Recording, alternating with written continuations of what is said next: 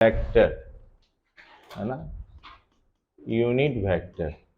Unit vector का अपने आप में एक सिंबल है, कैप बोलते हैं, ये टोपा टोपी जो भी बोलिए, कैप है ना, हम सभी यूज जानते हैं। तो यूनिट वेक्टर का मतलब क्या हो गया? यूनिट वेक्टर का मतलब हुआ जिसकी मैग्नीट्यूड कितना हो, यूनिट यानी 1, मैग्नीट्यूड हो 1। फिजिक्स में यूनिट का मीनिंग कई आपको दिखने को मिलेगा। एक यूनिट का सिंपल मतलब होता है एक, जो भी आया। एक यूनिट का मतलब होता है डायमेंशन, समझ पा रहे हैं? यूनिट डायमेंशन पढ़ते हैं, डायमेंशन उसमें लेंथ कितना है, मास कितना है। एक यूनिट हम लोग पढ़ते हैं सिंपल भाषा में, यूनिट का मतलब क्या होता है, आपका कौन सा चैप्टर है ऐसा बोल के। यूनिट वर्ड एक ही है, स्पेलिंग भी एक ही है, पर इसका हर जगह अलग अलग मीनिंग निकलता है। तो यहां पर जो यूनिट मीनिंग है, यहां पर मीनिंग है 1 से। ये ऐसी वेक्टर जिसकी मैग्नीट्यूड 1 हो उसको बोलेंगे यूनिट वेक्टर। अच्छा, डायरेक्शन तो इस बार स्पेसिफिक डायरेक्शन होगा। जीरो वेक्टर में क्या लिखे थे, no specific direction, arbitrary direction था। इसमें लिख लीजिए, 2 पॉइंट जरूरी है, ऐसा पॉइंट बना के ही लिख लो। मैग्नीट्यूड 1 हो गया और स्पेसिफिक डायरेक्शन है। इसके पास 2 क्वालिटी होता है, ऐसी वेक्टर जिसकी मैग्नीट्यूड 1 हो और कोई स्पेसिफिक डायरेक्शन हो, कोई फिक्स डायरेक्शन है, ये हमारा यूनिट वेक्टर। अब इसका सिंबल पे जरा आइए, मान लो ये ए है और उसके ऊपर ये कैप लगा दी, ये कैप, इसको बोलेंगे ये यूनिट वेक्टर हो गया। तो ये हो गया unit vector, unit vector A. पर अगर ये लगा देते हो, एरो लगा देते हो, तो एरो दिखाता है सिंपल वेक्टर को, है ना, तो ये हो गया वेक्टर ए। ठीक है, वेक्टर ए। यहीं पे एक दो और सिंबल की बात करो, एक और सिंबल यहीं पे सीख लीजिए। एक सिंबल ये है, ये जो सिंबल है ना, ये है मैग्नीट्यूड, ये है मैग्नीट्यूड का सिंबल। अच्छा, मैथ में इसको क्या बोलते हैं, मोड, इसी का मैथ में नाम होता है मोड। ठीक है, तो किसी चीज को, किसी भी वेक्टर को इसके अंदर रखोगे तो उसकी मैग्नीट्यूड बताएगा। जैसे एक वेक्टर ए है, इसको मोड के अंदर रखे, इसका मतलब हुआ मैग्नीट्यूड ऑफ वेक्टर ए। और मैग्नीट्यूड का मतलब समझ ही रहे हैं, वैल्यू। तो ए वेक्टर जो है उसकी वैल्यू कितना है। ठीक है, ऐसा क्यों बोला गया कि देखो मोड का मैथ में क्या था, मोड कैसा ऑपरेटर था, मोड था कि अगर -5 रखेंगे तब भी 5 होता है और 5 रखेंगे तब भी 5 आएगा। यानी मोड ना प्लस माइनस का सेंस खत्म कर देता है, सिर्फ उसकी वैल्यू ही तो बताता है। 5 क्या है, वैल्यू। प्लस माइनस क्या होता है, उसका सेंस होता है कि नंबर लाइन में 0 के लेफ्ट है या 0 के राइट है। एक तरीके का ये डायरेक्शन ही तो हुआ। तो मोड लगाने से डायरेक्शन खत्म हो जाता है, सिर्फ क्या मिलता है मुझे, मैग्नीट्यूड। ठीक है, ये बातें याद रखेंगे। एक और सिंबल पे बात करते हैं। मान लो कभी सिर्फ ए लिखा हुआ है, सिर्फ ए, इसका क्या मतलब है? देखो, किसी भी सिंबल के ऊपर कैप लगा हुआ है मतलब वो वेक्टर है, पहले वो क्वांटिटी है वेक्टर और उसका आप निकालने वाले हो यूनिट वेक्टर। पूरा एरो लगा हुआ मतलब वो क्वांटिटी वेक्टर है। मोड लगा हुआ है इस टाइप का, तो ये मतलब है उसकी सिर्फ आप मैग्नीट्यूड में इंटरेस्ट ले रहे हो, सिर्फ मैग्नीट्यूड की बातें कर रहे हो और कुछ नहीं लगा हुआ है, तो इसका क्या मतलब है, ये क्या है, स्केलर। ये क्या है, स्केलर। समझ पा रहे हैं, ये है स्केलर। पर आप देखेंगे कई बार वेक्टर भी यूज करते हैं बिना एरो, ऐसा वहां पर हम सिर्फ मैग्नीट्यूड की बात कर रहे थे। ये जो है ना, ये सिंबल, इसकी जगह एरो हटा दो तब ये भी यूज कर सकते हो। तो ये स्केलर दिखाएगा और ओनली मैग्नीट्यूड ऑफ वेक्टर। जैसे मान लो मुझे यह बताना है कि एक वेलोसिटी है 30 मीटर पर सेकेंड, किसी पार्टिकुलर डायरेक्शन में जा रहा है, तो मैं ऐसा लिखूंगा v cap equal to 30 i cap metre पर सेकेंड। इसका क्या मतलब हुआ? इसका मतलब हुआ वेलोसिटी है 30 मीटर पर सेकेंड आई डायरेक्शन में। क्लियर है? अब मैं इसी वेलोसिटी का ऐसा भी लिख सकते v इक्वल टू 30 मीटर पर सेकेंड। इसका मतलब है वेलोसिटी, पर मुझे अब इसकी डायरेक्शन में इंटरेस्ट नहीं है। वेलोसिटी का सिर्फ मुझे क्या चाहिए? Value, magnitude 30 metre. समझ पा रहे हैं? तो क्वेश्चन सॉल्व करते समय अब हर स्टेप में हम एरो नहीं लगाएंगे, या क्वेश्चन में लिखा हुआ भी नहीं हो सकता हर जगह एरो, तो आप वो नहीं सोचेंगे गलत है। बस एरो नहीं है इसका मतलब है, जो मैंने क्या बताया, फिजिक्स हमेशा स्टोरी टेलिंग में चलता है। तो जो आपको बता रहा है, चाहे वो एग्जामिनर हो या जो लिख रहा है, वो बता रहा है उस समय सिर्फ मैग्नीट्यूड, और एरो के साथ बता रहा है, मतलब वो आपको मैग्नीट्यूड के साथ साथ डायरेक्शन भी बता रहा है। मेरी बातें क्लियर है ना?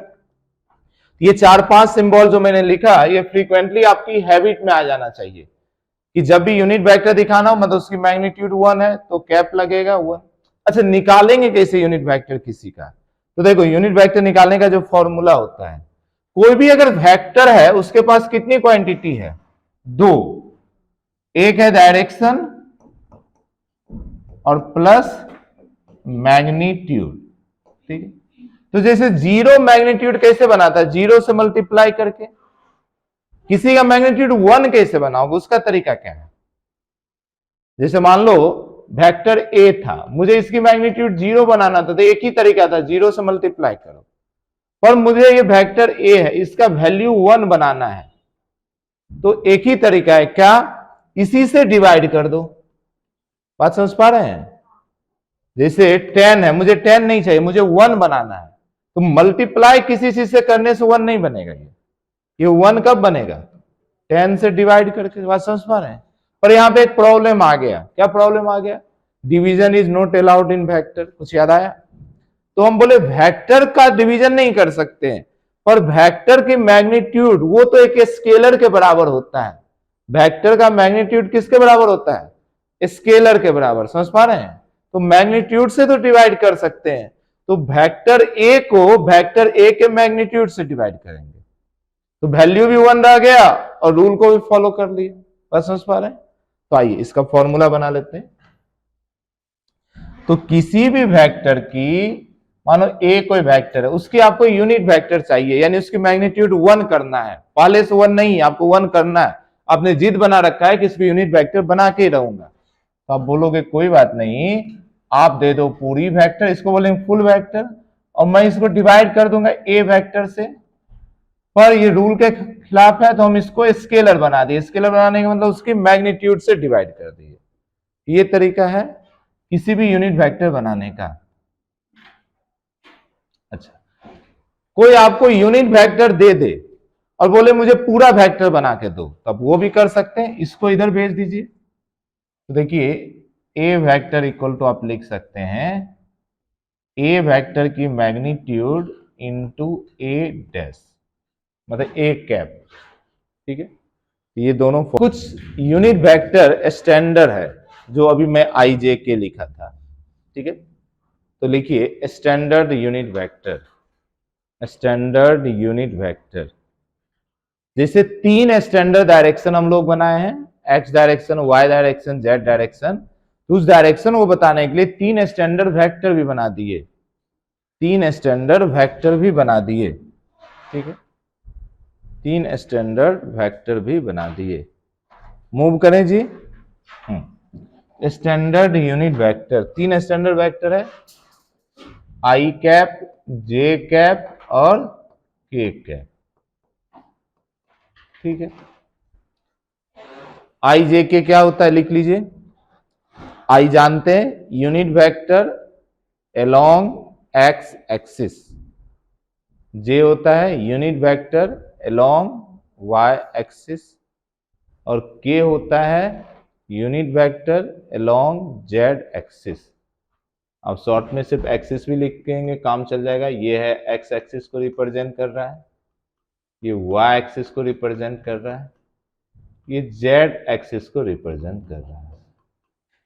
ठीक है? अब इसका यूज क्या है? इसका यूज है कि वेक्टर में हम एक्स वाई जेड नहीं बोलेंगे, आई जे के बोलेंगे। जैसे मुझे किसी को बताना है, मुझे मान लो फिजिक्स फिर से स्टोरी टेलिंग, मुझे आपको बताना है कि एक फोर्स है 10 न्यूटन जो एक्स डायरेक्शन में लग रहा है, समझ पा रहे हैं? मुझे क्या आपको बताना है? और 10 Newton force acting along positive x-axis, acting along positive x-axis, ठीक है। ये एक स्टोरी हो गया, किसी को बताना है मुझे 10 Newton force is acting, 10 Newton force is acting, is कहीं छूट गया, रहने दो, force acting along positive x direction, ठीक है। अब इसको मुझे रिप्रेजेंट करना है, तो फोर्स एक वेक्टर क्वांटिटी है, ये तो मुझे समझ में आ गया, तो मैंने इसे ऐसा रिप्रेजेंट कर दिया, ठीक है। अब इसकी वैल्यू कितना है 10, तो 10 लिख दिया, और पॉजिटिव एक्स में तो मैं लिख दिया आई कैप। समझ पा रहे यूनिट वेक्टर का यूज? मुझे जब दिखाना है कोई मैग्नीट्यूड के साथ डायरेक्शन, तो उसके साथ डायरेक्शन देंगे। अब अगर ये यूनिट वेक्टर नहीं होता, इस आई का अपने आप में कुछ वैल्यू होता, तो देखो अभी तो 10 इंटू आई का वैल्यू 1 है, 10 ही रह गया ना, तो कोई दिक्कत नहीं है। पर अगर इसका वैल्यू 1 के अलावा कुछ भी देते तो ये मैग्नीट्यूड ही चेंज हो जाता।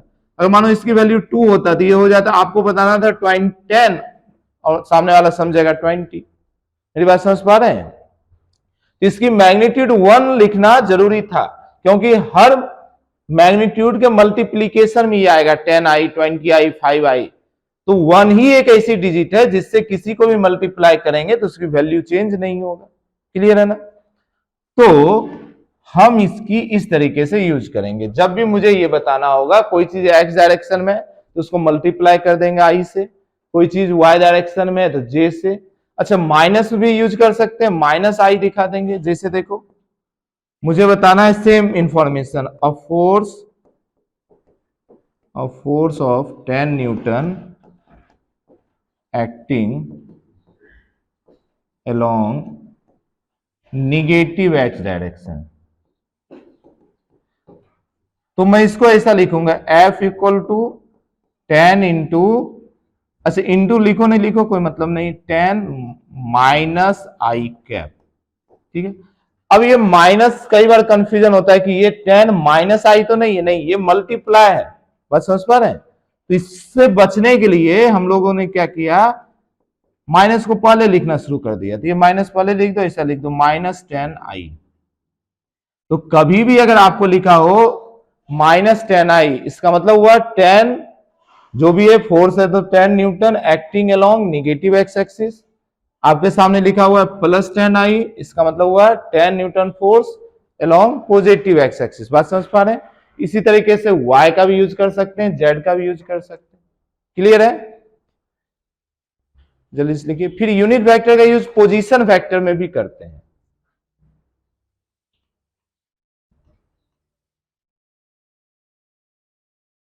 Use of unit vector as a position vector.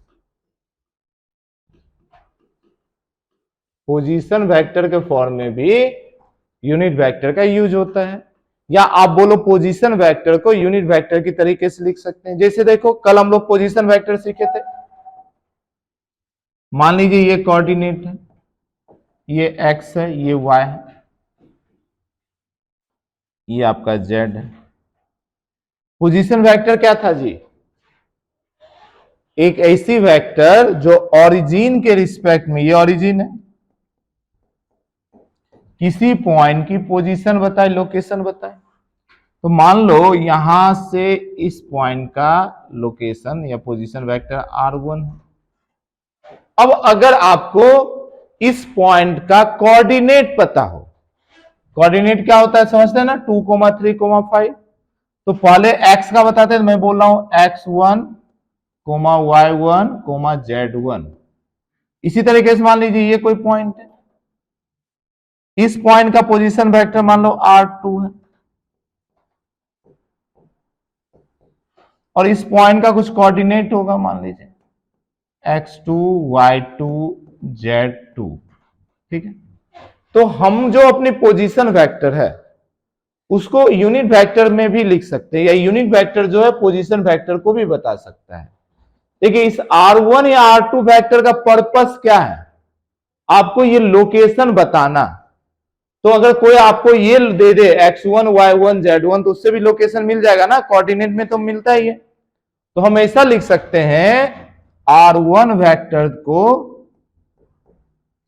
देखो x1 पर x1 तो कोई वैल्यू है, फॉर एग्जांपल ये 2, 3, 4, यहां जो भी है, पर ये x डायरेक्शन में दिखा रहा था, इसमें आई कैप लगा देंगे, प्लस y है तो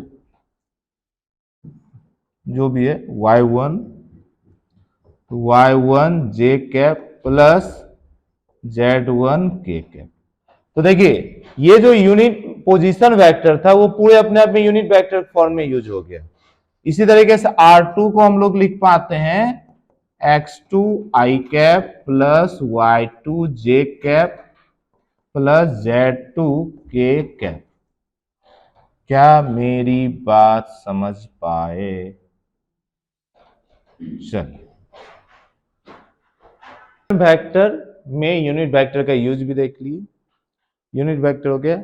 इसके बाद हमें जो मोशन इन स्ट्रेट लाइन शुरू करेंगे उसमें पहली चीज हमें जरूरत पड़ेगा डिस्प्लेसमेंट का।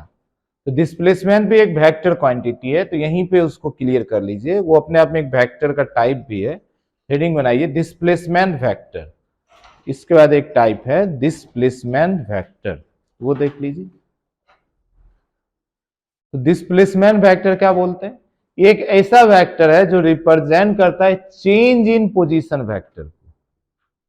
तो मैं नेक्स्ट लिख रहा हूं डिस्प्लेसमेंट वेक्टर, डिस्प्लेसमेंट वेक्टर जिसका सिंबल s है। डिस्प्लेसमेंट वेक्टर का सिंबल s होता है। ये क्या है, देखिए it is change in position vector. ये क्या होता है? Change in position vector, change in position vector.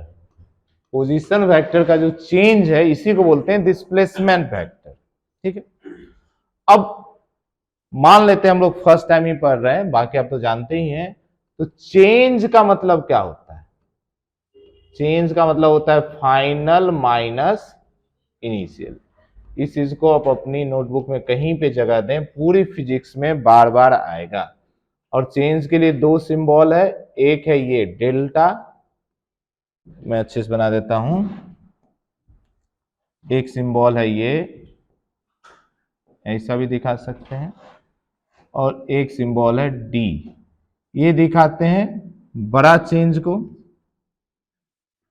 ठीक है, मैंने उल्टा बना दिया, ट्रायंगल जैसा बना दीजिए। और ये जो डेल्टा बनाए हैं ये बड़ा चेंज को दिखाता है, तो मैं यहां लिख देता हूं लार्ज चेंज।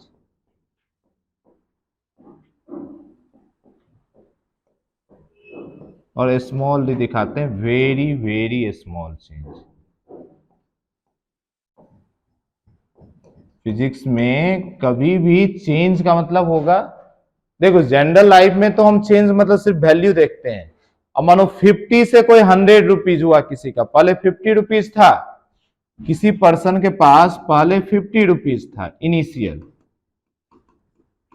ठीक है, अब किसी ने उसको और 50 रुपया दे दिया तो इसका 100 रुपीज हो गया फाइनल। और ये पर्सन 1 था P1 और कोई दूसरा है P2, इसके पास शुरुआत में 100 रुपीज था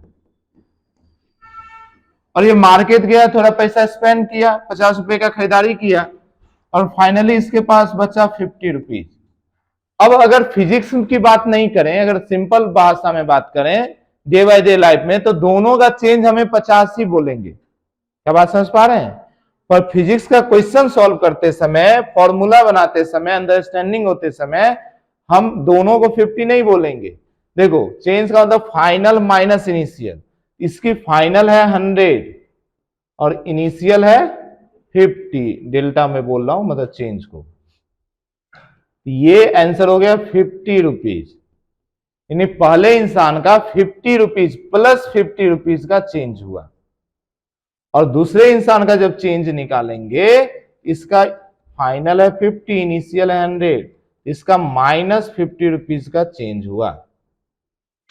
तो फिजिक्स में माइनस भी आ जाएगा, और माइनस का मतलब होता है लॉस।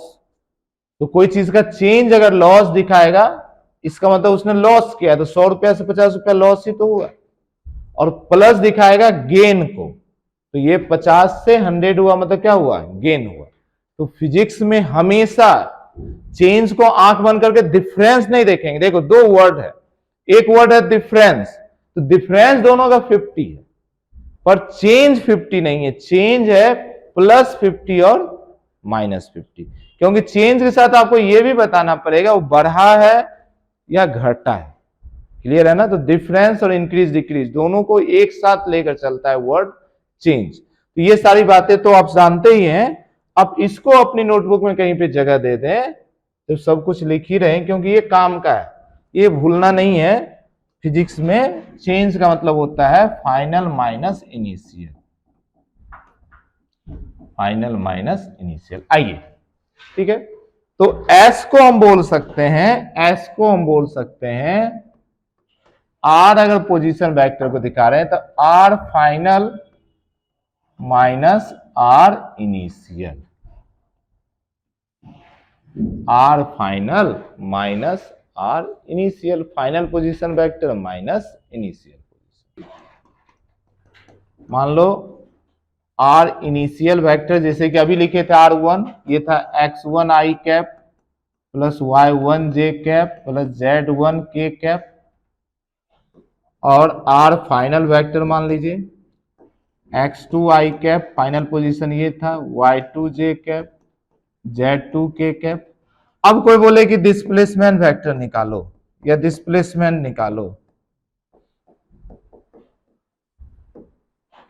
तो यहां पर एस वेक्टर जो होगा इसे निकाल लेंगे, final initial vector minus initial position vector. अब इसमें माइनस कैसे करेंगे? याद रखिए, आई वाले को आई से माइनस होता है, जे वाले को जे से करोगे, के वाले को के से करोगे, सेम डायरेक्शन का माइनस करोगे। यानी कि एस वेक्टर क्या हो जाएगा हमारा, इसमें माइनस किए तो हम बोल देंगे x1 माइनस x2 आई कैप, फिर plus, sorry final minus initial ना, तो 2 minus 1, 2 minus 1 plus y2 minus y1 j cap plus z2 minus z1 के कैप। तो इस तरीके, बोलिए यहां तक में कोई दिक्कत? ये सब काम की चीजें हैं, जरूरत पड़ेगा, यही सब बेसिक चीजें नहीं पता होगा तो फिर मोशन में थोड़ा दिक्कत होगा, आप स्टक कर जाओगे, रुक जाओगे क्वेश्चन सॉल्व करते करते। एक बार बेसिक क्लियर है फिर तो क्वेश्चन बनेगा ही। ओके, आइए एक और चीज यहीं पे सीख लेना है, किसी भी वेक्टर का मैग्नीट्यूड कैसे निकालते हैं। पोजीशन वेक्टर के फॉर्म में दिया हुआ है, उसका मैग्नीट्यूड कैसे निकालेंगे। तो छोटा सा हेडिंग जैसा बना लीजिए, मैग्नीट्यूड ऑफ वेक्टर, वेक्टर का मैग्नीट्यूड कैसे निकालेंगे। देखिए मान लीजिए कोई एक वेक्टर दिया हुआ है ए, ठीक है, इसका वैल्यू आपको ना यूनिट वेक्टर फॉर्म दिया हुआ है, ए एक्स आई कैप प्लस ए वाई जे कैप प्लस ए जेड के कैप, ये आपको दिया हुआ है। अब ना मुझे, ये तो इसका पोजीशन वेक्टर के फॉर्म में लिखा हुआ है, इसकी पोजीशन इंडिकेट कर रहा है, ये एक्स कोऑर्डिनेट को बता रहा है, ये वाई कोऑर्डिनेट को बता रहा है, ये जेड कोऑर्डिनेट को बता रहा है। मुझे कोऑर्डिनेट नहीं चाहिए, मुझे एक वैल्यू चाहिए कि ये वेक्टर का वैल्यू कितना है। तो इसकी मैग्नीट्यूड कैसे निकालेंगे? तो निकालेंगे अंडर रूट सभी का स्क्वायर, प्लस हो माइनस हो, स्क्वायर होने पर सब सेम ही हो जाएगा, ए एक्स स्क्वायर ए वाई स्क्वायर प्लस ए जेड स्क्वायर। ठीक है, जैसे देखो एग्जांपल, मान लीजिए आपको दिया हुआ कोई वेक्टर p है, कोई पोजीशन है जिसका वैल्यू दिया है 2i cap plus 3j cap plus 4k cap. अब कोई बोले p का वैल्यू कैसे है, देखो ऐसा भी सिंपली p लिख सकते हैं, ये भी मैग्नीट्यूड को ही रिप्रेजेंट करता है, या चाहो तो अगर वेक्टर फॉर्म लिख रहे हो तो मोड लगाइए, दोनों एक्सेप्टेबल है। इसकी वैल्यू कितना हो गया, अंडर रूट ए एक्स की जगह देखो तो 2 का स्क्वायर प्लस 3 का स्क्वायर प्लस 4 का स्क्वायर। अब इसको सॉल्व कर देंगे, 2 का स्क्वायर 4, 3 का स्क्वायर 9, 4 का स्क्वायर 16, ठीक है ना, ये अंडर रूट 29 जो भी आ गया। तो इस तरीके से हम लोग सॉल्व कर पाएंगे, का 3 का 5 का 7 का, है ना, 10 का तो याद करवा ही दिए। याद करना है कब, या कर लिए इतना दिन में, 10-12 दिन तो हो गए आपके क्लास स्टार्ट हुआ, कीजिए ना, देखो भूलोगे, ऐसा नहीं कि एक बार याद कर लेंगे हो जाएगा। जैसे आज याद करेंगे फिर मैं 10 दिन बाद पूछूंगा फिर भूल जाओगे, फिर उस दिन याद कीजिए, ऐसा करते करते एन नंबर ऑफ टाइम्स किसी चीज को याद करेंगे तब वो परमानेंटली स्टोर हो जाएगा, है ना। आपको पता है जब बड़ा ऑपरेशन होता है तो जो सर्जन होते हैं डॉक्टर, वो भी रिकैप लेते हैं, प्रॉपर उसका स्टडी करते हैं, उसका वीडियो देखते हैं ऑपरेशन का, और उसका अलग अलग स्टडी करते हैं। जो 10 साल से सर्जरी कर रहे हैं वो भी, तो रिवीजन करना हमारा नेचर है और भूलना हमारा नेचर है, बातें समझ पा रहे हैं। तो कभी भी ऐसा नहीं सोचे कि हमने आज पढ़ लिया तो एग्जाम में उसको हम कर ही देंगे, ऐसा जरूरी नहीं है। आपको एग्जाम में कितनी बातें याद रहेगा इसके लिए बार बार रिवीजन जरूरी है। जो इतने साल से डॉक्टर बने, इतनी बार मानो 100 टाइम्स ऑपरेशन किया है, फिर से नेक्स्ट टाइम करना है, फिर से वो एक बार रिकैप करता है सारी बातों को, क्योंकि हो सकता है कुछ भी मिस हो, रिस्क नहीं ले सकते, वहां पे थोड़ा भी मिस होने से जान जा सकता है। तो आप लोगों को भी रिस्क नहीं ले सकते, थोड़ा सा गलती होने से डॉक्टर बनते बनते नर्स बन जाएंगे, समझ पा रहे हैं, बनेंगे ना जी, नहीं बनेंगे, डॉक्टर बनेंगे नर्स बनेंगे, हाँ डॉक्टर बनेंगे, है ना। तो थोड़ा भी रिस्क मत लीजिए। आइए एक क्वेश्चन करो, इस पे प्रैक्टिस हो जाएगा, फिर आगे बढ़ेंगे। क्वेश्चन का बस मेरा मतलब है कि अभी जो मैंने आपको unit vector, position vector, displacement vector, magnitude, ये सारी कहानी जो समझाया उसका मीनिंग समझ में आया, ठीक है। ओके लिखिए, a body is moving, a body is moving from, a body is moving from, ठीक है, ऐसा लिख लीजिए 3,4 टू 3,4 टू, है ना, 5,6। A body is moving from 3,4 to 5,6, full stop. Find its displacement. Find its displacement.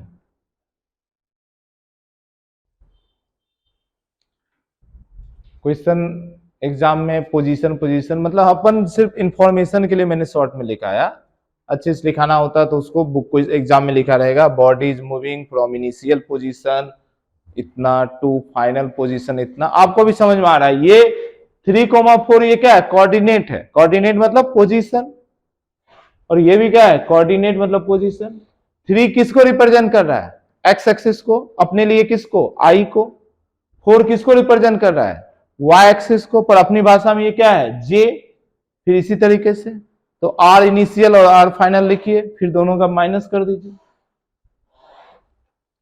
ये जो है अपना, यही तो इनिशियल पोजीशन है, तो आर इनिशियल क्या हो गया, 3i cap plus 4j cap, और यही फाइनल पोजीशन हो गया, तो आर फाइनल क्या हो गया, 5i cap plus 6j cap. अब डिस्प्लेसमेंट क्या होगा, r final minus r initial, तो माइनस कर दीजिए, 5 minus 3i cap plus 6 minus 4j cap, है ना। तो ये हो जाएगा 5 माइनस 3, कर लिए ना, 5 माइनस 3i कैप कितना, और फिर आप जो डिस्प्लेसमेंट वेक्टर है उसकी आपने अभी जो बताया वो है यूनिट वेक्टर के फॉर्म में, कितना लिखे 2i प्लस 2j। उसकी मैग्नीट्यूड भी बता सकते हैं कितना डिस्प्लेसमेंट हुआ है, क्या बता सकते हैं, under root 2 square plus 2 square, ठीक है, अंडर रूट 8 आ गया, कितना आ गया 4 प्लस 4 ना 8, ठीक है 16 आ गया 8 ना, हाँ ओके। तो ये बेसिक वेक्टर का जो टाइप था जो हमें जरूरत पड़ेगा, इसके अलावा भी कुछ टाइप होता है पर उसका कोई जरूरत नहीं पड़ेगा। जैसे समझो एक वेक्टर को बोलते हैं, जब तक लाइट आ रहा है हम लोग बातें कर लेते हैं, एक को बोलते हैं कोप्लेनर वेक्टर। प्लेन वर्ड का मतलब समझते हैं, एक शब्द कहीं पे लिखिए प्लेन, यहीं पे लिखो, इसी के नीचे लिखो, काम का है प्लेन। प्लेन का मतलब होता है सरफेस, प्लेन का मतलब सरफेस, सिंपल सी भाषा, प्लेन मतलब सरफेस, ठीक है। तो अगर ऐसी वेक्टर जो एक ही सरफेस पे लग रहा है तो उसको बोलेंगे कोप्लेनर वेक्टर। ऐसी फोर्स जो एक ही सरफेस पे लग रहा है उसको बोलेंगे कोप्लेनर फोर्स। समझ पा रहे हैं, वो कोई भी कभी भी कोप्लेनर हो सकता है, कुछ भी कोप्लेनर हो सकता है। को मतलब एक, को वर्कर बोलते हैं ना, कलीग बोलते हैं ना, जो एक साथ हो, ऐसा को। और प्लेनर मतलब सरफेस। अच्छा सरफेस का मतलब जैसे बोर्ड एक सरफेस है, तो अभी इस बोर्ड पे मैं जितना भी वेक्टर बनाऊं वो सभी वेक्टर क्या होगा, कोप्लेनर होगा। समझ पा रहे हैं। लेकिन अब जैसे मान लो, ध्यान से देखो, मेरे पास दो मार्कर है, एक सरफेस ये है हमारी नोटबुक का और एक ये है।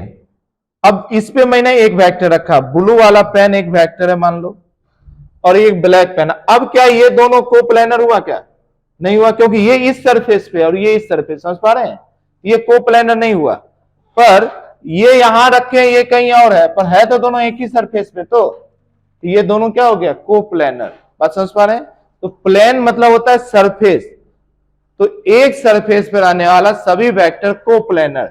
मैं यहां पे नहीं लिखा रहा हूं क्योंकि ये कहीं पे भी वर्ड यूज हो सकता है। कोप्लेनर का मतलब होता है एक सरफेस की क्वांटिटी, ठीक है। कोप्लेनर फोर्स भी लिखा हो सकता है, इसका मतलब है वो सारा फोर्स जो एक ही प्लेन पर हो, ठीक है। इसी तरीके से होता है कोलिनियर। लीनियर का मतलब है लाइन, जो एक लाइन पर हो वो कोलिनियर है। समझ पा रहे हैं, ऐसी सारी फोर्स जो एक ही लाइन पे हो उसका नाम कोलिनियर, या वो सारा फिजिकल क्वांटिटी जो एक ही लाइन पर हो कोलिनियर। इसी तरीके से होता है को इनिशियल। इनिशियल पॉइंट अगर एक ही हो, यहीं से तो देखो ये दोनों का इनिशियल पॉइंट एक ही ना, यहीं से ये भी निकला यहीं से ये भी निकला, ये हो गया को इनिशियल वेक्टर। समझ पा रहे हैं। ये सब डायरेक्ट कहीं नहीं यूज होगा, वर्ड कभी कभी जरूरत पड़ेगा, एग्जाम में लिखा रहे क्वेश्चन के बीच में, इसका मतलब समझ जाए। आप चाहो तो लिख लो एक एक लाइन, हर एक की चीज अपनी बुकलेट में भी लिखा होगा, कोलिनियर, कोप्लेनर, को इनिशियल, है ना बुक में, अपने बुकलेट है। तो इतना अच्छा यंत्र है, देखो सुंदर प्यारा सा मिला, पेज नंबर 69 में देखिए, पेज नंबर 69 में सुंदर प्यारा सा कोलिनियर, कोप्लेनर, को इनिशियल, जिसमें भी को लगा दो एक साथ, ऐसा समझो, है ना।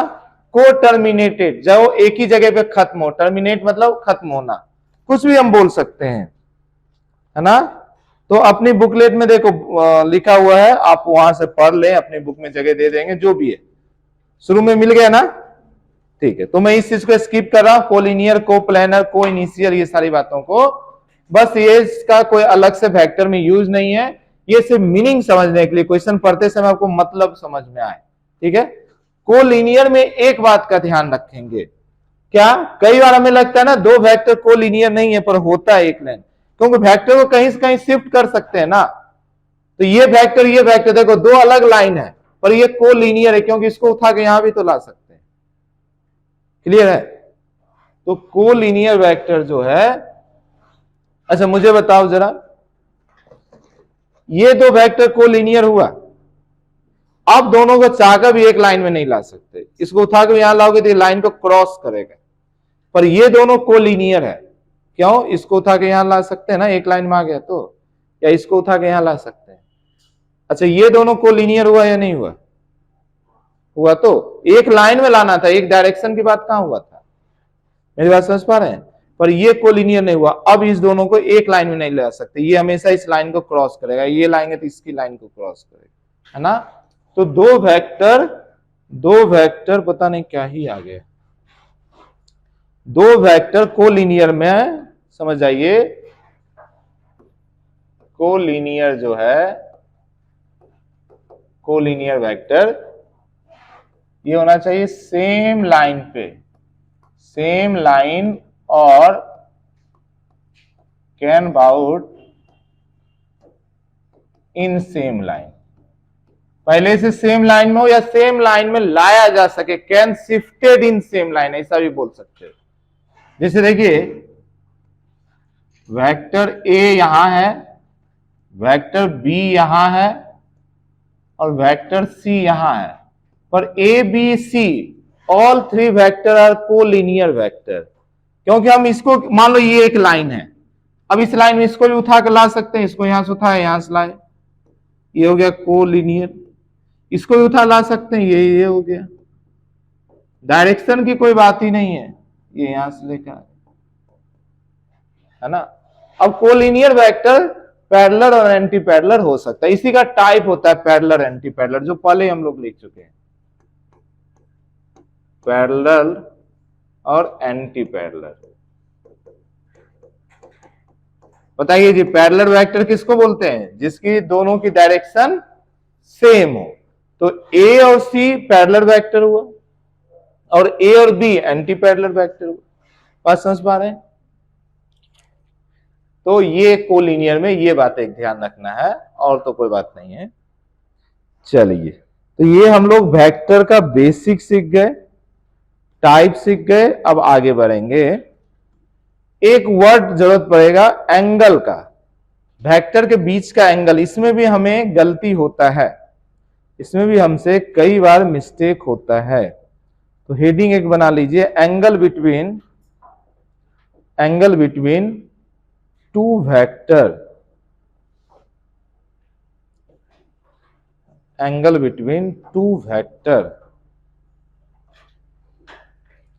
एंगल बिटवीन टू वेक्टर, दो वेक्टर के बीच का एंगल किसको बोलते हैं, अभी जरा समझिए। ये देखो क्या से क्या हो गया, ये था,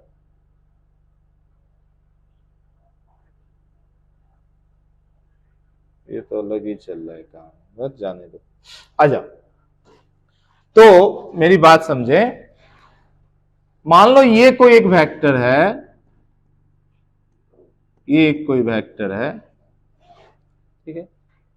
अब इस वेक्टर को, और एक ये वेक्टर है मान लीजिए, कोई भी एक ये वेक्टर, ठीक है। अब मुझे ए और बी के बीच का ना एंगल निकालना है, तो मैं क्या करूंगा, दोनों वेक्टर को पहले टेल से टेल मिलाऊंगा, इसको बोलते हैं टेल और इसको बोलते हैं टेल, हेड से टेल नहीं, टेल से टेल। जैसे देखो यहां पे मिलाया, ये बनाया वेक्टर ए और बी को भी उठा के यहां पे लाया, ये है बी, तो ये टेल से टेल मिल गया। अब यहां पर दो एंगल दिखेगा दोनों के बीच, एक एंगल ये दिख रहा है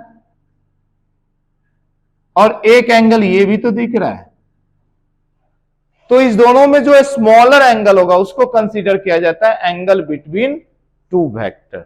तो इसमें और इसमें, जैसे ये θ1 मान लो, ये θ2 मान लीजिए, तो θ2 स्मॉलर है, इसीलिए इसको माना जाएगा एंगल बिटवीन टू वेक्टर। चलिए इसको मैं पहले वर्ड में लिखा लेता हूं, फिर डायग्राम बना लेना। लिखिए, when we join two vector, when we join two vector tail to tail, t से t को जोड़ेंगे, tail to tail, then the smaller angle, then the smaller angle between, then the smaller angle between both vector is considered is considered as angle between two vector, is considered as angle between two vector। एक छोटी सी बातें थी, पर कई बार हमें confusion हो जाता है, तो उसमें डरने घबराने जैसी बातें नहीं है। ठीक है, आइए टाइप्स ऑफ वेक्टर मल्टीप्लिकेशन सीख गए। अब हम लोग मूव करेंगे वेक्टर एडिशन पे। अब बस पूरी सिलेबस में यही बचा वेक्टर में, वेक्टर को ऐड करना सीखना, सबट्रैक्ट सीखना, मल्टीप्लाई करना सीखना। हेडिंग बना दीजिए, इसको लिख लीजिए, इसका हेडिंग बना देंगे एडिशन ऑफ वेक्टर। तो देखिए वेक्टर को ऐड करने का कुल 3 तरीका है, 3 लॉज है ना। Laws of vector addition 3 laws है। ठीक है, एक एक करके हम लोग बात कर लेंगे। तो फर्स्ट लॉ जो है नाम है triangle law, triangle law of vector addition. मैं VA बोल रहा हूं, आप पूरा लिखें वेक्टर एडिशन। अच्छा, सबके बारे में थोड़ी थोड़ी बातें समझिए। ट्रायंगल लॉ है तो टोटल 3 साइड होगा। ट्रायंगल नाम इसीलिए क्योंकि 3 साइड है।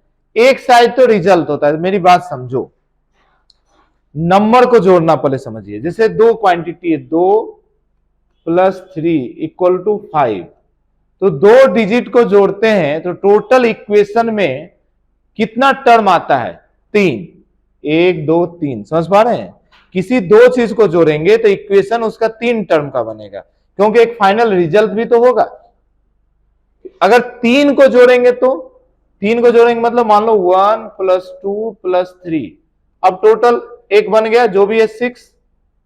अब हमारे इक्वेशन टोटल टर्म कितना आ गया? 4। तो ये 4 टर्म को मिलाकर ट्रायंगल नहीं बना सकते, ट्रायंगल का 3 ही साइड होता है। तो हमेशा ट्रायंगल लॉ सिर्फ 2 ही वेक्टर को जोड़ने का यूज हो सकता है। क्या मेरी बात समझ पा रहे हैं? क्योंकि 3 ही साइड है, एक ये बन जाएगा साइड, एक ये बन जाएगा, एक ये बन जाएगा।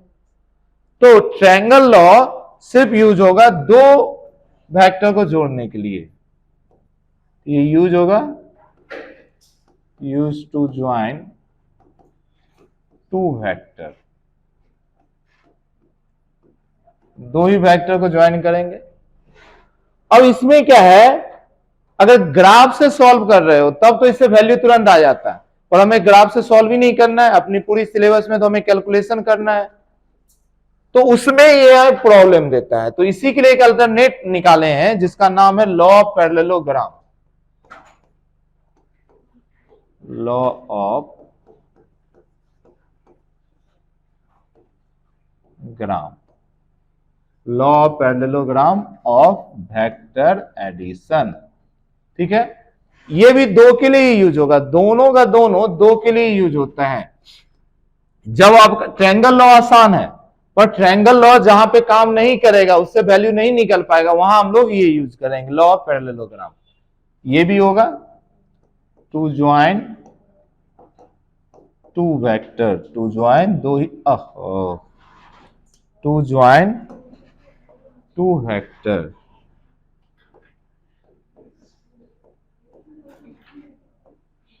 और तीसरा और आखिरी तरीका, इसको बोलते हैं पॉलीगन लॉ।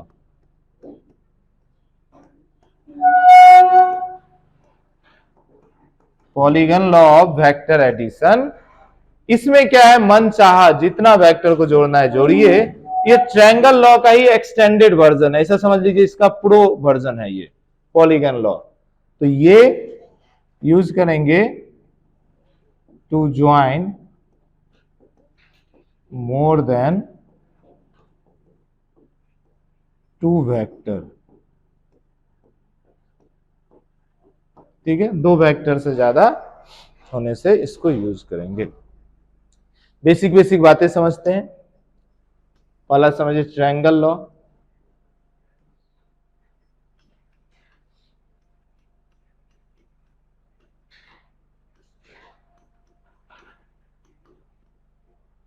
दो वेक्टर को ज्वाइन करना है, इसमें ज्वाइन होता है हेड से टेल।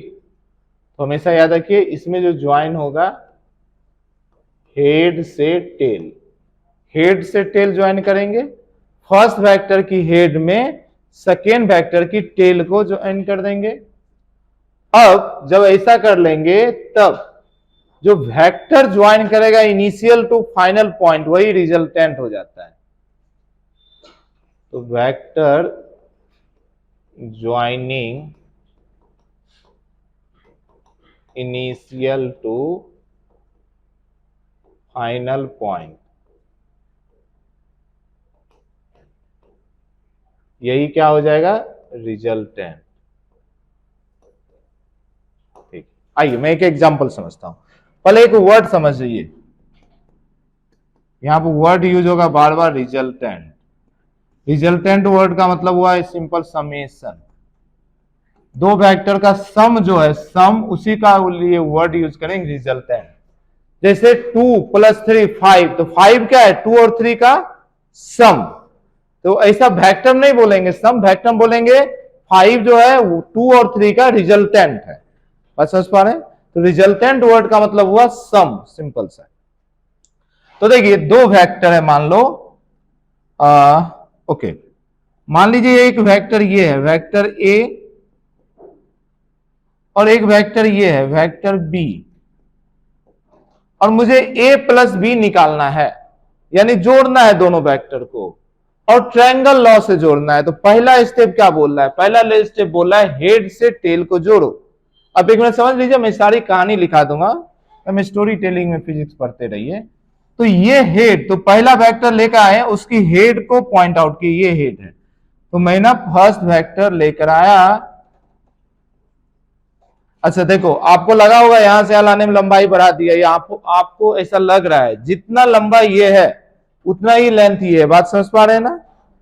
अब इसकी हेड में मुझे जोड़ना है दूसरे वेक्टर के टेल को, इसका ये टेल है, इसको यहां से उठाकर इसकी हेड पे रख दिया, ये रख दिया दूसरा वेक्टर, तो ये हो गया। अब vector joining initial to final point, ये जो बना, इस पूरे का इनिशियल पॉइंट कौन था, ये, और फाइनल पॉइंट क्या था, ये। अब एक वेक्टर बनाइए जो इनिशियल से फाइनल मिला है, फाइनल से इनिशियल नहीं, इनिशियल टू फाइनल। तो ये बनाया, एक वेक्टर लिया, ये रहा इनिशियल टू फाइनल, ठीक है। तो ये जो इनिशियल टू फाइनल बना वेक्टर, यही है दोनों का रिजल्टेंट, यानी इसको आर बोल दो या सिंपली a + b बोल दीजिए। क्या मेरी बात समझ पाए? कहीं पे दिक्कत लिख लीजिए, भूलना मना है। बाकी तो आपको पहले से याद है, ये सारी चीजें 11th में सीखे थे। ज्यादा बोर तो नहीं होते ना इतनी पुरानी पुरानी चीज, तो पुरानी पुरानी चीजें थोड़ा थोड़ा याद करने से अच्छा है।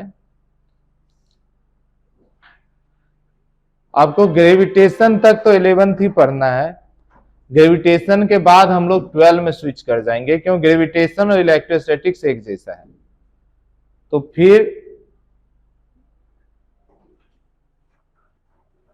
मई जून सितंबर तक आ जाइए, रहिए 11 पे, सितंबर में आप 12 में पहुंच जाएंगे।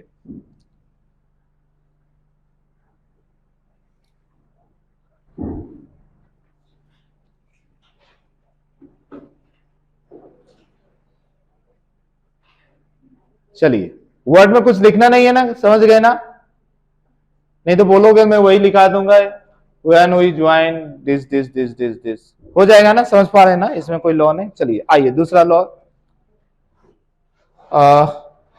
ट्रायंगल लॉ का इतना यूज है, बहुत ज्यादा यूज है नहीं, अगर इस पे कुछ प्रैक्टिस करना है तो चलिए एक क्वेश्चन करते हैं, बहुत ही आसान सा क्वेश्चन, एक हम लोग प्रैक्टिस कर लेते हैं फिर आगे बढ़ जाते हैं। मान लो दो वेक्टर है, ओके ऐसा लिख लीजिए, क्वेश्चन लिखिए, लिखिए देखिए 2 force 3 and 4 Newton, 2 force 3 and 4 Newton, 2 force 3 and 4 Newton are acting are acting at 90 degree to each other, are acting at 90 degree to each other, find their resultant। देखो some word कहीं नहीं use हुआ, find there resultant. आप पहली चीज तो addition सीखने में पहली चीज ये सीखें कि यहां पर ऐड करना, सम करना बोलेंगे नहीं, बोलेंगे क्या? रिजल्ट। रिजल्ट का मतलब जोड़ना। ठीक है, आइए क्या बोला, दो फोर्स है 3 न्यूटन और 4 न्यूटन, दोनों एक दूसरे पे परपेंडिकुलर लग रहा है। मतलब मान लो ये 3 न्यूटन है तो 4 न्यूटन इसके परपेंडिकुलर डायरेक्शन में होगा, ऐसा कहीं होगा 4 न्यूटन, ताकि इस दोनों के बीच का एंगल 90 डिग्री हो। बात समझ पा रहे हैं? अब बोल रहा है इसका रिजल्टेंट निकालिए। मैं तो एक ही तरीका सिखाऊं, ट्रायंगल लॉ। ट्रायंगल लॉ क्या बोलता है? पहले किसी फर्स्ट को ले लो, जिसका मन है लीजिए। पहले ये वेक्टर को लेकर आया, ये बना दिया 3 न्यूटन। अब इसकी हेड में दूसरे की टेल को जोड़ना है, इसको उठाया यहां पे रखा, ये बन गया 4 न्यूटन। अब मुझे समझ में आया इनिशियल पॉइंट ये, फाइनल पॉइंट ये गए भाई साहब, यही है आर वेक्टर, मतलब 3 + 4। ठीक है, यहां तो नाम नहीं लेके आर वेक्टर। ठीक, अब इस आर का वैल्यू कितना होगा? तो पाइथागोरस से यहां पे हम काम करा चला सकते हैं। कैसे? मुझे समझ में आता है ये कैसा है, राइट एंगल ट्रायंगल। तो फ्रॉम पाइथागोरस से हम लोग बोल सकते हैं आर इक्वल टू क्या हो गया, √3 का स्क्वायर प्लस 4 का स्क्वायर। आंसर होगा 5। याद रखिए 3 4 5 ट्रिपलेट है, मतलब कंटिन्यू आता है 3 4 5। 3 का स्क्वायर 4 का स्क्वायर अगर रूट के अंदर होगा तो 12 आकर 5 बन जाएगा। तो इस तरीके से देखो, अब यहां पर 3 न्यूटन फोर्स और 4 न्यूटन फोर्स जुड़कर 7 नहीं हुआ, 7 नहीं हुआ, 5 हुआ, क्योंकि दोनों के बीच का एंगल 90 डिग्री था। दोनों के बीच का एंगल 90 डिग्री था।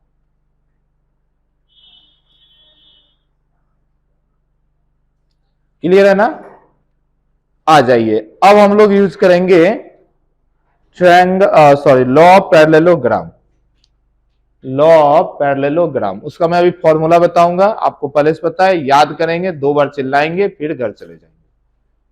फॉर्मूला आपको याद है ना? पहले से बताइए लॉ ऑफ पैरेललोग्राम कैसे जोड़ते हैं। रिजल्टेंट का formula R equal to under root, इसके आगे आप बोलेंगे,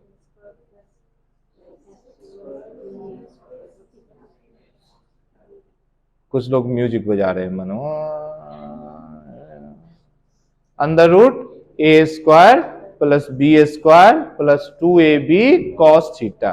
डेरिवेशन करने की कोई जरूरत नहीं है, अपने कोई काम का नहीं है। बात समझ पा रहे हैं? 11 12 में होते तब तो स्कूल एग्जाम में आता, अब आपसे डिराइव तो कराएगा नहीं, तो मैं डेरिवेशन पार्ट को स्किप कर रहा हूं, समझा दे रहा हूं, उसको यूज समझेंगे, क्वेश्चन करेंगे, पर उसको डिराइव करने का कोई मतलब नहीं है, अब अपने कोई काम का है नहीं। आइए, तो लॉ पैरेललोग्राम क्या बोलता है कि भाई मुझे ना टेल से टेल जोड़ कर दो। इसमें आप जोड़ेंगे पहले टेल से टेल, तो जब भी दो वेक्टर को टेल से टेल जोड़ेंगे तब ऐसा मान लो 2 वेक्टर हुआ, साथ में मैं बनाते भी जा रहा हूं, ये बन गया वेक्टर ए और इसकी टेल से आप जोड़ दिए वेक्टर बी। ठीक है, अब ये दो मिलकर पैरेललोग्राम नहीं बना सकता। पैरेललोग्राम में टोटल कितना साइड होता है? 4, जिसमें 2 एक दूसरे के पैरेलल होता है ना?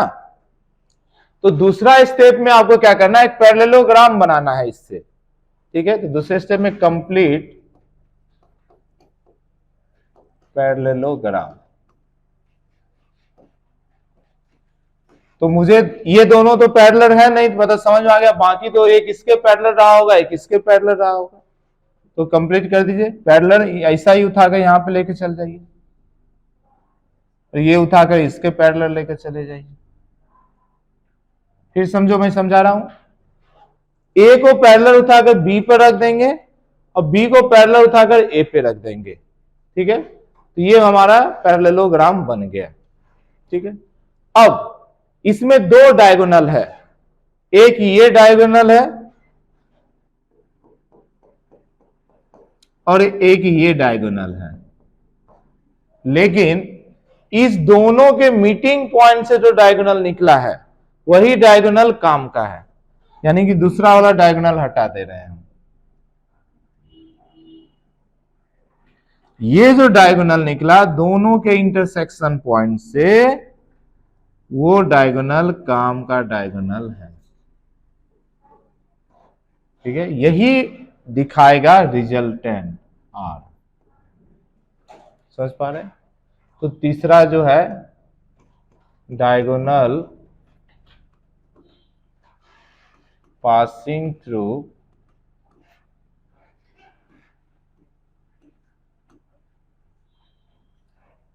their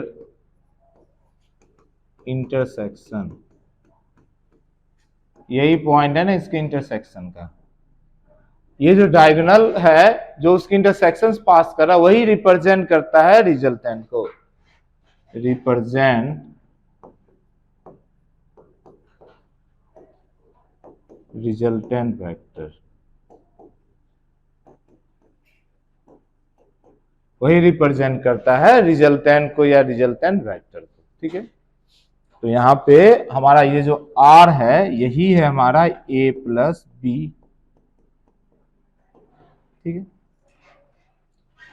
अब इस R का वैल्यू कितना होगा, इसके लिए एक फॉर्मूला है। देखो A और B के बीच का angle between A and B अगर थीटा हो तो देखो एंगल निकालने का तरीका भी वही था, टेल से टेल जोड़ो, तो टेल से टेल जोड़ दिए, यानी मान लो ये पूरा एंगल थीटा है, अगर ये पूरा एंगल थीटा है तब इस R का मैग्नीट्यूड, मैं डायरेक्शन नहीं बता रहा हूं, मैग्नीट्यूड बता रहा हूं, मैग्नीट्यूड होगा अंडर रूट, फिर से बोलते हुए याद करेंगे, A square plus B square plus 2ab cos theta. ये तो भूलना ही नहीं है, आप अपने नाम मानो भूल भी जाओ, इसको मत भूलिए, क्योंकि आपको याद करो पिछले 2 साल में कितना बार यूज किए इसको। तो रिजल्टेंट होगा under root A square plus B square plus 2ab cos theta, है ना। ओके जी, अब रुकिए जरा, मुझे ना इसकी डायरेक्शन जानना है कि आर कहां पे है, तो मुझे आर के लिए कोई एंगल निकालना पड़ेगा। तो मान लो मैं ना ये एंगल दिया अल्फा, यानी आर ए वेक्टर से अल्फा एंगल पे है, आप चाहो यहां से भी ले सकते थे अल्फा, उसके लिए भी एक फॉर्मूला मैं बता रहा हूं। तो if R vector making alpha angle with vector A, तो हम लोग निकालेंगे tan अल्फा, यहां से tan अल्फा निकालेंगे। कैसे निकालेंगे देखो, तरीका जो है समझो, कैसे याद करेंगे, मुझे वैसे याद है। tan थीटा सिंपली क्या होता है, sin theta by cos theta होता है ना जी, तो आप लिख दीजिए sin theta by cos theta. ठीक है, जहां पे थीटा इस दोनों के बीच का एंगल है। अब ये ध्यान देंगे ये अल्फा किसके साथ एंगल बना है, ए के साथ, समझ पा रहे हैं। तो यहां लिख देंगे ए प्लस, अब बचा कौन सा वेक्टर है, बी, ऊपर नीचे बी लिख दीजिए, ये भी बी ये भी बी। अब इसको प्रूफ अभी नहीं कर रहे हैं हम लोग, नहीं तो पूरा डायग्राम बना के प्रूफ करते। ये फॉर्मूला हो गया, मैं फिर से रिपीट कर रहा हूं, बहुत ध्यान से देखो, tan अल्फा का फॉर्मूला भूल जाता है इंसान, ध्यान दो। tan अल्फा कैसे निकालेंगे, tan होता है sine by cos, sine by cos लिखेंगे। अब हम चेक करेंगे अल्फा किससे एंगल बना रहा है, ए से बना रहा है, तो यहां पहले ए लिख देंगे, प्लस अब ऊपर नीचे यानी साइन में भी और कॉस में भी बाकी जो बचा उससे मल्टीप्लाई कर देंगे। क्लियर है ना, ये फॉर्मूला हो गया। आपको अगर सिर्फ अल्फा चाहिए था तो tan को उधर भेज दीजिए, tan इनवर्स जो भी ये पूरा वैल्यू आया b sine theta by a plus B cos theta, ऐसे निकाल देंगे। मुझे तो यही जरूरत पड़ेगा, तो ये फॉर्मूला और ये फॉर्मूला आपको याद रहना चाहिए। अब इसके बाद कल स्पेशल केस कुछ कर लेंगे कि अगर मानो थीटा की वैल्यू 90 डिग्री हो, 0 डिग्री हो, 180 डिग्री हो, जिससे जल्दी जल्दी सॉल्व हो पाए। तो आज यहीं तक रहने देते हैं, आप लोग इसको अच्छे से याद कीजिए, पढ़िए। कल पढ़े थे 2-2 घंटा सभी विषय।